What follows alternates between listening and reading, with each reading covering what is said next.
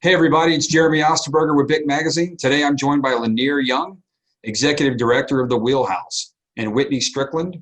Whitney is an investor, entrepreneur, and industrial sales and marketing specialist in the downstream energy services sector. Whitney is also very involved in the Deer Park area with the Wheelhouse, which is a recovery center for men. Lanier and Whitney, thank you so much for joining us today. Thank you for Thank having us. you. So, Lanier, let's start with you. For folks that are unfamiliar with the Wheelhouse, tell us about the organization and give us a little bit about maybe the location, the history, and explain the program. The Wheelhouse has been in existence since 1952 in Deer Park, Texas. We were founded by a man named Hub Carroll, and the way he ran his program of recovery in his home is the same way we run our program today. Right now we house 50 men who have no resources. They have no insurance. Most of them, if not all, at given times are homeless.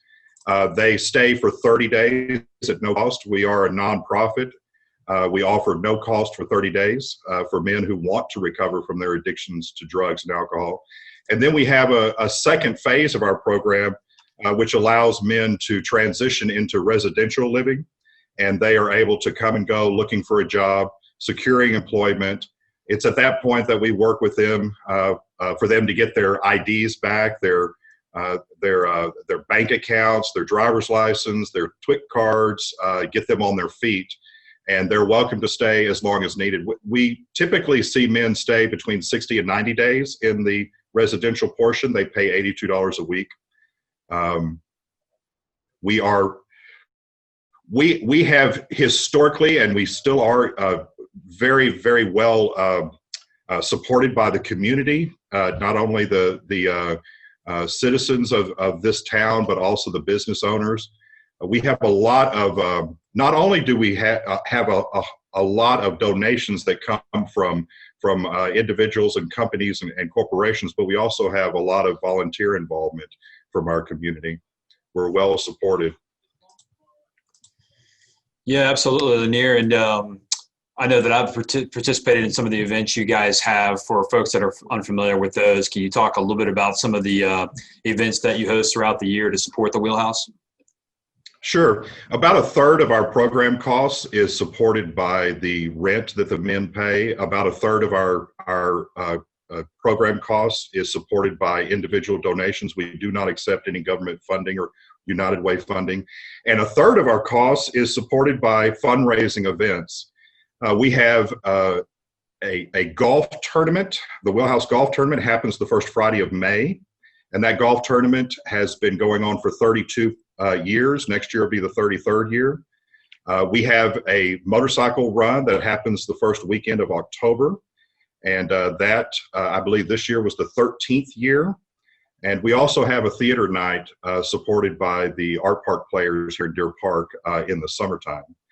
It's at these events that not only can companies and corporations, individuals become supporters and donors and sponsors, but also they're fun events. Golf tournament goes without saying, those are fun events, but the motorcycle run is a 2-day affair whereby the community is invited. So we see a lot of new faces at the bike run. Our motorcycles have a motorcycle run. We have a cake auction. We have speakers. We have fun stuff for the children to do. We have silent auctions and live auctions. We have live music. The motorcycle run's pretty impressive. I enjoy it. First weekend of October. Hey, Whitney, you've been around this industrial community since you were in diapers with the history of your family.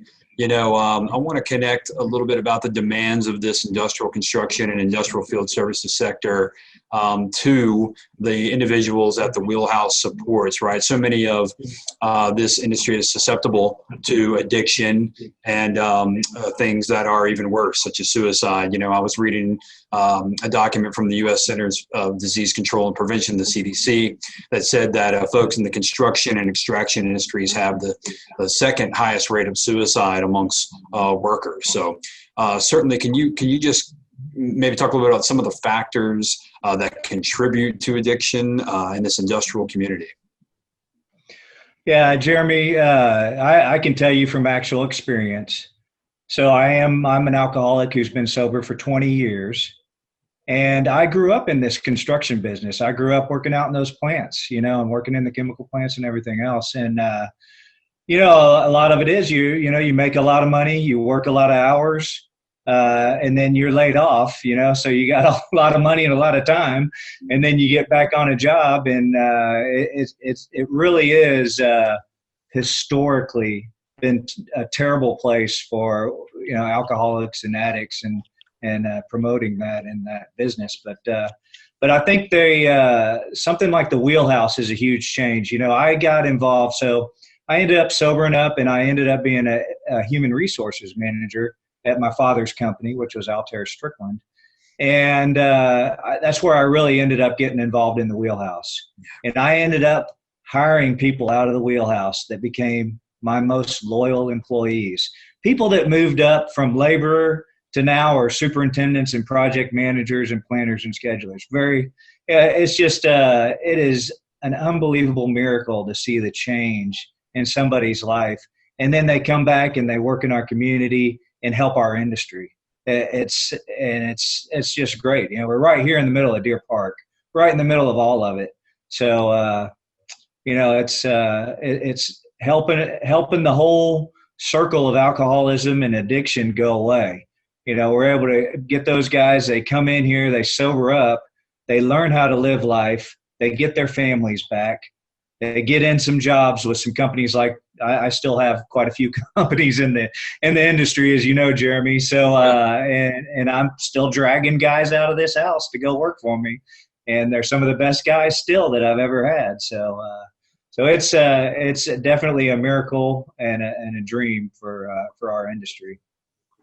Whitney, clearly you're passionate about this, and just adding to our discussion and some thoughts that I had, everything from sleep disruption, there's physical strain, the pressure to finish projects, right? I mean, your background in the turnaround business, that's that by nature, right, adds pressure to project timelines and scope, and then you add in the economic slowdown related to COVID-19, and it can only throttle up some of the pressures for these folks at this time.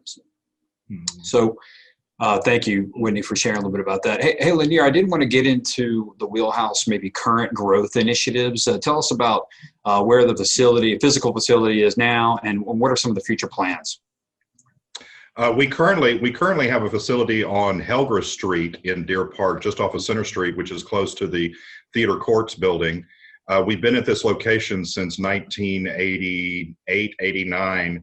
It was at that time we were in a small fourplex apartment building housing only 20 men. We currently have a facility 4 times bigger. We house 50 men right now. We are kicking off in February a building campaign with Whitney's direction. Thank you, Whitney. The board of directors are going to be building a 2-story, 24 bed facility for transitional housing. Currently, the housing that we have in this facility is made up of 2 dormitories. The first dormitory is the men who do not leave the property in the first 30 days of recovery. They're not paying for anything for their recovery treatment, and then they transition over into the second dorm, and they're able to come and go and get a job. They typically stay 2 to 3 months. What we're looking at is building this transitional housing for men to stay up to 2 years, preferably 1 year, while they secure their jobs and get back on their feet. We have found a success rate right now of men who stay with us and complete our 4-month program in both phases at 62%, which is higher than the industry addiction treatment. AA, you might want to say AA. And yeah, in recovery in AA, it's 14% for 90 days, and we're at 62% right now. The industry standard in treatment, which is not what we do, we don't do medical intervention. The industry standard is actually 45% right now, and we're at 62% with our recovery program. So what we want to do is we want to help keep that number at that level, if not higher, by by helping out with transitional housing. Lanier, digging into that kind of 20% gap that you mentioned, what are some of the factors you feel are contributing to that? Why is the Wheelhouse program performing at that level?